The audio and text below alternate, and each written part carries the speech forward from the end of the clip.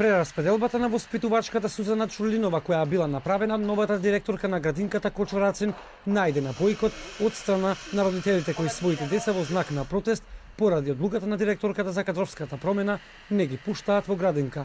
Родителите бараат народниот правобранител да ја преиспита одлуката на директорката и да им се овозможи на децата да го продолжат психофизичкиот развој покрај воспитувачката со која веќе го имале првиот контакт. Ние излеговме со меѓачи заради правата на децата, не заради нашите права, не заради ово или оној, за децата, спомнете ги децата, помислете на нив. Навистина нека не им го одзема ово општество правото на правилен психофизички раст и развој на овие деца. Воспитувачката да си ја заврши годината со децата, значи да си го заврши воспитно-образовниот процес. Директорката на детската градинка Кочурацин Габриела Алабашовска вели дека воспитувачката за чија промена реагираа родители и првата детска амбасада во светот меѓаши е префрлена во друг објект на градинката, бидејќи повеќе родители претходно искажале незадоволство од нејзината работа со децата.